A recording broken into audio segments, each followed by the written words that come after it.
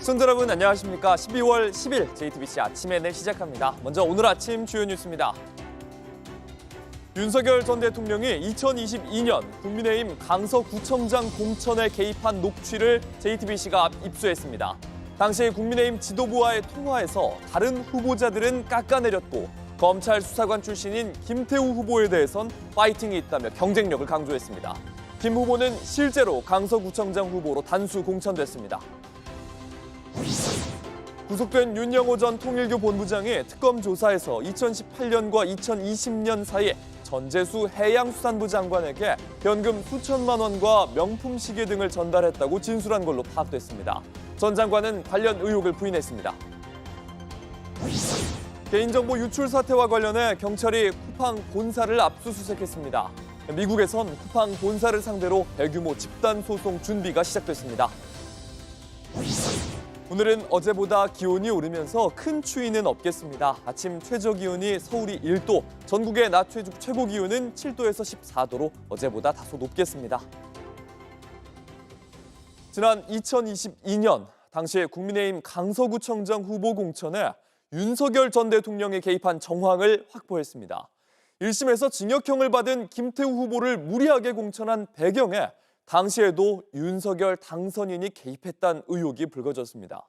당시의 녹취를 들어보니 파이팅이 있다, 뛸 수 있게 하면 경쟁력이 있다, 사실상 공천을 지시하는 내용이 담겨 있었습니다. 김필준 기자입니다. 2022년 4월 말 국민의힘 지도부는 당시 당선인 신분이던 윤석열 전 대통령과 통화를 했습니다. 당선인이 서울 강서구청장 공천에 관심이 많다는 얘기가 파다했기 때문입니다. 지도부가 사실을 확인하기 위해 관련 질문을 던지자 대뜸 다른 강서구청장 후보들을 깎아내립니다.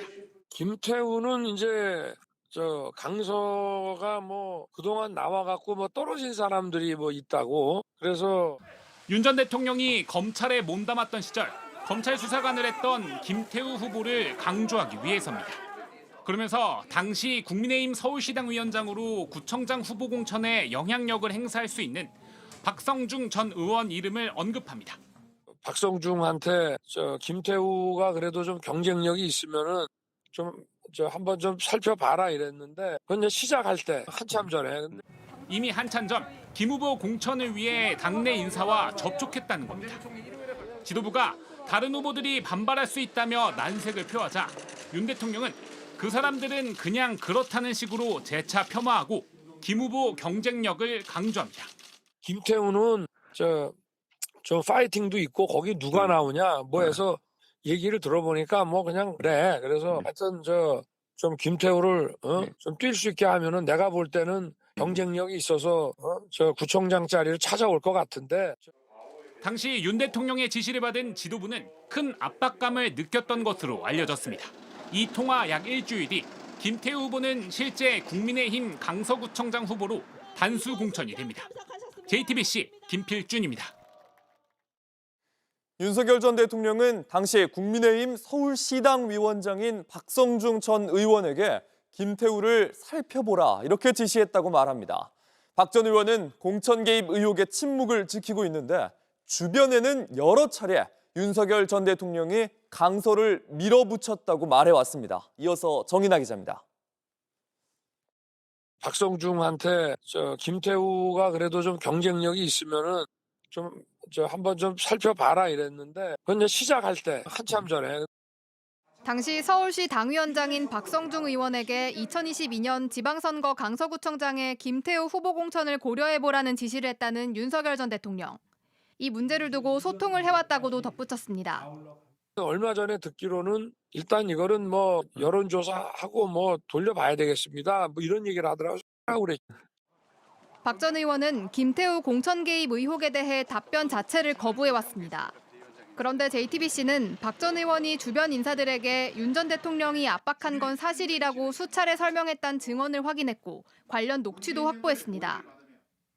지금이니까 내 이야기한데 내가 서울시당 위원장이고 그때 인수위 간사였잖아. 강수도 밀어붙이고 그 상황이 강수도 밀어붙이고 지금 내가 밀어붙이고 다 밀어붙여가지고. 강서구의 김태우 후보뿐 아니라 다른 지역에서도 여론조사 1위 후보 대신 다른 사람을 공천했던 취지의 설명도 합니다. 사실 여부와 구체적인 상황을 묻기 위해 박 전 의원을 찾아갔습니다. 누구? JTBC의 정인아라고 합니다. 제가 어제 연락 한번 드렸었는데요. 나중에 해. 그 윤석열 전 대통령이 그거 강서구청이랑 공천 요구했다는 게 사실인지. 아닙니다. 현재 산자부 산하기관인 한국생산성본부 회장을 맡고 있는 박 전 의원은 취재진을 피했습니다. JTBC 정인아입니다. 계엄이 국회에서 해제된 직후 합동참모본부에서 윤석열 전 대통령과 김용현 전 국방부 장관이 나눈 대화를 목격했다는 증언이 나왔습니다. 다시 걸면 된다. 그러게 잡으라고 했잖아. 비상계엄 직후 합참의 결심지원실로 향한 이들은 2차 계엄을 시사했던 걸로 보입니다. 연지환 기자입니다. 국회에서 비상계엄이 해제된 지 15분여 뒤 윤석열 전 대통령은 합참의 결심지원실로 이동했습니다.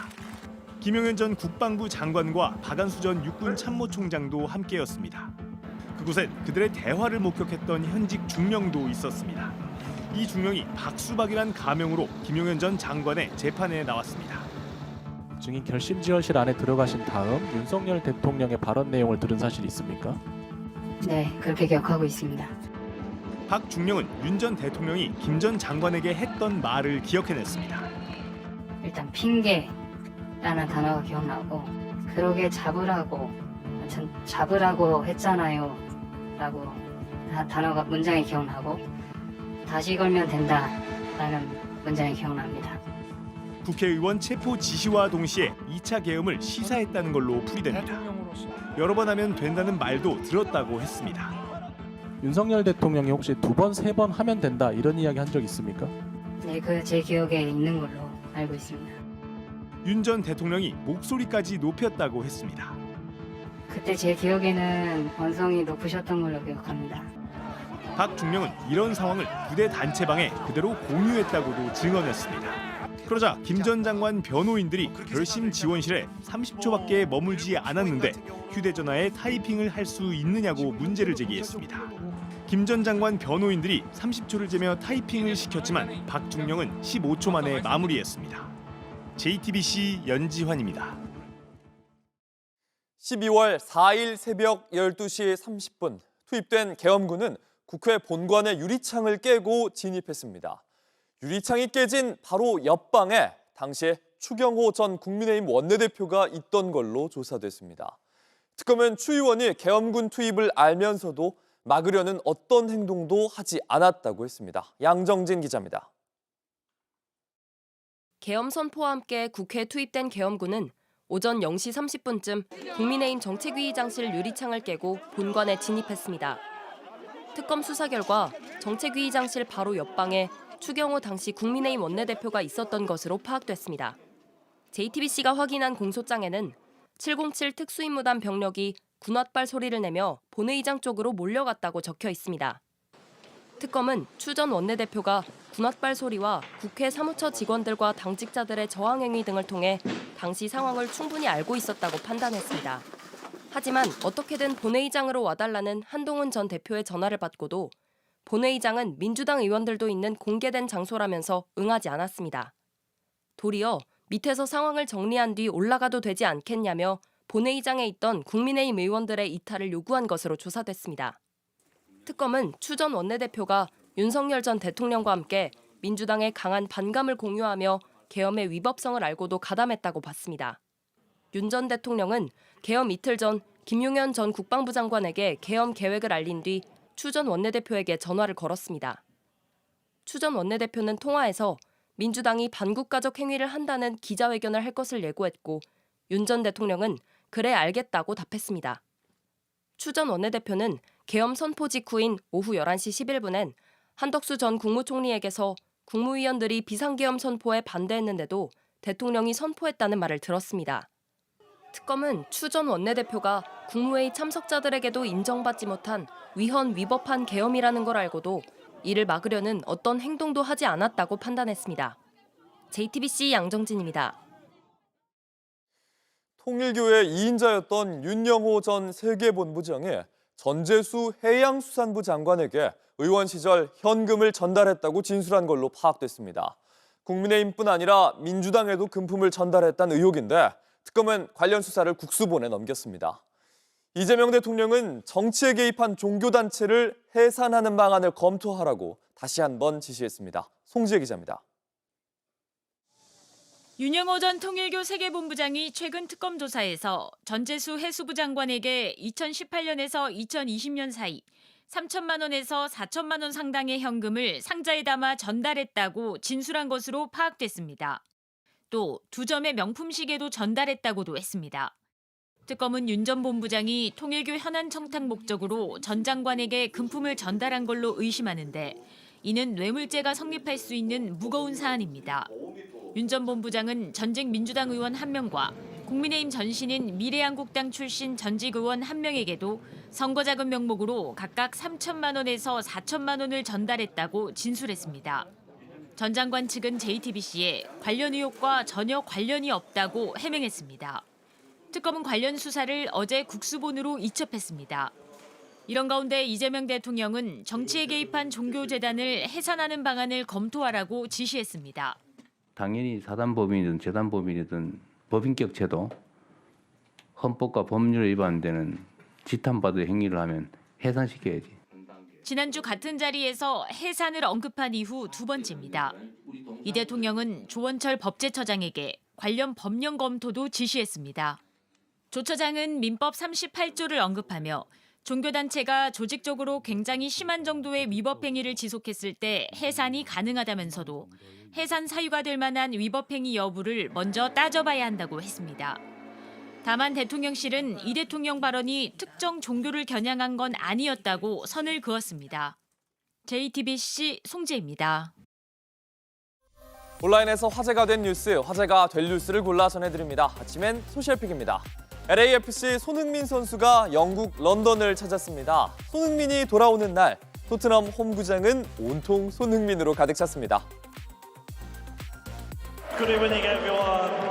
It's sunny here. I hope you guys don't forget me.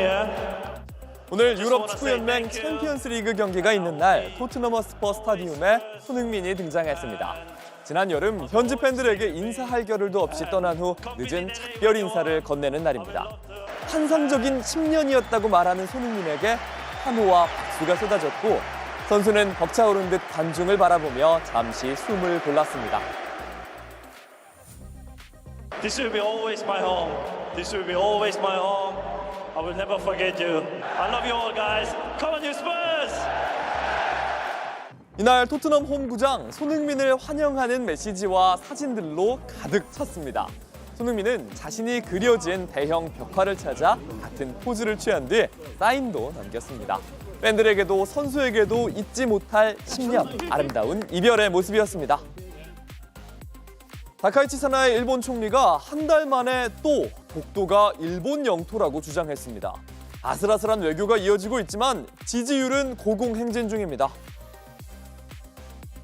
属する竹島については歴史的事実に照らしても、かつ国際法上も明らかに我が国固有の領土であるとの基本的立場に基づき、毅然と対応していくことに変わりはございません。 지난달 10일 독도가 일본 영토라고 주장한 데 이어 1개월 만입니다.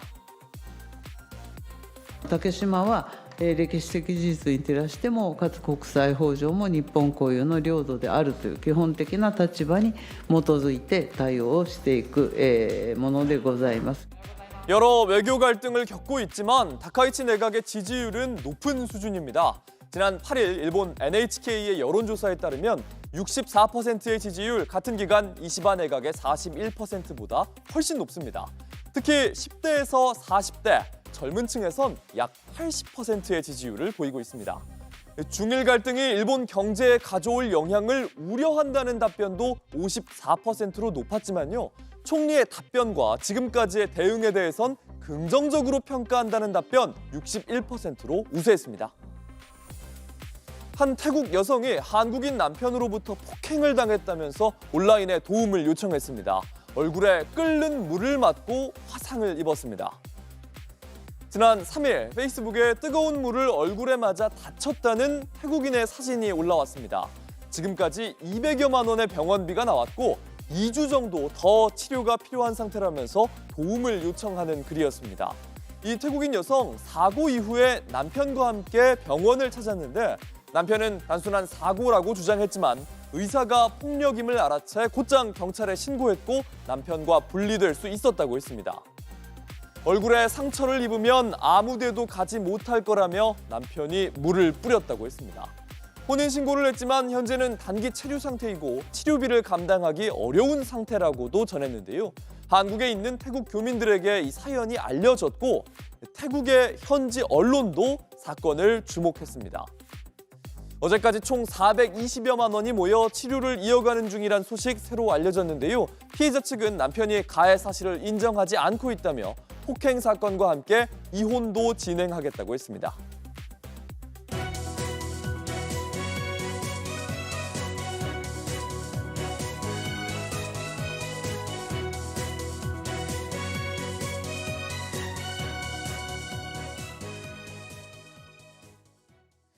정기국회 마지막 날 국민의힘 나경원 의원의 필리버스터는 시작부터 논란이었습니다. 국회의장에게 인사도 생략한 채 나 의원의 필리버스터가 법안과 벗어나자 국회의장은 마이크를 꺼버렸습니다. 무선 마이크까지 들고 필리버스터를 이어갔는데 고성과 항의 속에 회의는 멈춰야 했습니다. 이세영 기자입니다. 필리버스터 첫 주자로 나선 국민의힘 나경원 의원. 우원식 국회의장과 인사 절차 없이 발언을 시작하자 민주당 의원들이 즉각 항의했습니다.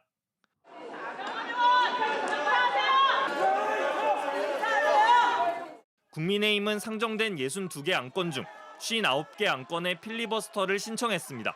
사법파괴 5대 악법 그리고 입틀막 3대 악법을 철회해 주십시오. 의제와 다른 발언이 이어지자 우원식 의장은 제지를 거듭했습니다. 잠시 중단하시고 의제 외의 발언을 계속하시면 그러면 마이크를 끌 수 있습니다. 필리버스터를 하는 데 있어서 의제와 관련되지 않은 헌법을 읽어도 의장께서 제지하거나 또는 경고한 적이 없습니다. 국민의힘 의원들도 항의에 나섰는데 결국 의장 지시로 마이크가 꺼졌고 나 의원은 마이크 없이 발언을 이어갔습니다. 한 동료 의원이 무선 마이크를 전달하자 민주당 측에선 개인 방송이냐며 항의가 쏟아졌습니다. 의석에서 고성이 계속 터져나오면서 우 의장은 급기야 더 이상 회의를 진행할 수 없다며 정회를 선포하기도 했습니다. 이런 국회의 모습을 보이는 게 너무나 창피해서 더 이상 회의를 진행할 수 없습니다. 필리버스터는 결국 회기 종료 시점이 자정에 자동으로 끝났습니다. 민주당은 내일부터 나흘간 본회의를 열어 쟁점 법안을 처리할 계획입니다. 국민의힘은 국회 앞 천막 농성을 예고했습니다. JTBC 이세연입니다. 쿠팡의 개인정보 유출 사건에 대해 경찰이 쿠팡 본사를 압수수색했습니다. 탈퇴하려면 몇 차례나 복잡한 절차를 거쳐야 하는 점도 공정위 조사에 들어갔습니다. 한국법에 숨어 미국법의 책임을 회피하지 말라. 미국에서도 대규모 집단소송 준비가 시작됐습니다. 이재승 기자입니다. 경찰은 전담 수사관 17명을 투입해 쿠팡 본사 사무실을 10시간 동안 압수수색했습니다. 3,370만 건에 달하는 대규모 개인정보 유출 경로와 내부 보안 허점 등을 확인하기 위해서입니다. 내부 공모 의심될 만한 자료 확인되셨을까요? 압수수색 영장에는 쿠팡 직원으로 근무했던 중국인 전 직원이 피의자로 적시된 것으로 파악됐습니다. 수사 과정에서 회사 측의 묵인, 은폐 정황이 드러날 경우 수사는 경영진까지 확대될 수 있습니다. 쿠팡이 약관에 넣어둔 해킹 면책 조항을 둘러싼 논란도 커지고 있습니다. 국회 입법조사처는 상당한 이유 없이 사업자의 책임을 배제한 조항은 무효라는 해석을 내린 거로 파악됐습니다. 한국 소비자들을 대놓고 무시해온 태도가 적나라하게 담긴 약관입니다. 불공정 조항에 대한 무효 판단을 규제기관들에게 요구하겠습니다. 공정거래위원회도 면책 조항의 불공정성 여부를 검토하는 한편 복잡한 회원 탈퇴 절차에 대해서도 조사에 착수했습니다. 이번 사태는 미국으로도 번졌습니다. 한국 법무법인의 미국 현지 법인이 미국 내 본사인 쿠팡 INC를 상대로 징벌적 손해배상을 청구할 준비를 시작했습니다. Many of their clients are here, affected here, and we do not believe that a company like Coupang should be allowed to hide behind laws of a different company. 쿠팡의 과실이 인정되면 징벌적 손해배상에 따라 배상액은 실제 손해의 3배까지 늘어날 수 있습니다. JTBC 이재승입니다. 프로야구 포지션별로 최고의 선수만이 받을 수 있는 황금 장갑의 주인공이 올해도 탄생했습니다. 두산 양의지 선수의 10번째 수상, KT 안현민 선수의 신인상과의 동시 수상 등 여러 진기록을 남겼는데요. 시상식을 빛낸 명장면들 이혜원 기자가 모았습니다. 설렁설렁하는 것 같은데 꼭 필요한 순간 역전 만루 홈런을 쏘아 올릴 수 있는 선수. 38의 나이를 잊은 듯 포수 마스크를 쓰면서도 양의지는 3할 3푼 7리로 타율 1위에 올랐습니다. 제가 생각해도 좀 뿌듯하기도 합니다. 네. 올해만 잘한 게 아니라 10년 넘게 꾸준히 돋보였는데 이번에 그 보상을 받았습니다. 2014년 처음 받았던 황금 장갑, 올해 10번째를 채웠습니다. 솔직하게 이승엽 감독님하고는 제가 비교 대상이 아니고 저는 아직 현역이기 때문에 11번째 도전하겠습니다. 네. KT 안현민은 수상을 예고하듯 머리를 황금색으로 물들인 채 등장했습니다. 여러 스타일로 한번 좀 힘을 좀 준 것 같아요. 올해 타율 2위, 출루율 1위로 신인상을 탔고 골든글러브까지 낚아챘습니다. 야구 역사에서 두 상을 동시 수상한 9번째 선수로 이름을 올렸습니다. 시상식은 잘 안 챙겨봤고요. 기사로만 접했던 것 같고 보면은 되게 반짝이더라고요, 글러브가. 그래가지고 저거 우리 집에 하나씩 있으면 좋겠다라고만 생각했던 것 같아요. 진기록이 수놓았던 시상식. 마흔들 최영우는 최고령 수상 기록을 갈아치웠는데 재치 넘치는 말솜씨로 웃음을 선물했습니다. 저희 팀에 오게 되셔가지고 너무 감사하고 내년 시즌이 너무 기대되는 것 같습니다. 저한테 기대하기보다 지가 더 잘해야 되는 거 아닐까요? 아니 마음 뭐 몇 살한테 뭘 기대를 해. JTBC 이혜원입니다. 날씨입니다. 오늘은 어제보다 기온이 더 오르면서 큰 추위는 없겠습니다. 아침 기온은 서울이 1도 등 어제보다 조금 높겠고요. 낮 기온도 서울이 10도, 광주와 부산이 13도 등으로 어제보다 2도에서 3도 더 오르겠습니다. 내일은 전국에 비 소식이 있습니다. 양이 많지는 않겠지만 강원 산간 지역에선 비가 눈으로 바뀌는 곳도 있겠습니다. JTBC 아침엔을 마칩니다. 내일도 7시 반에 아침을 열겠습니다. 시청해주셔서 감사합니다.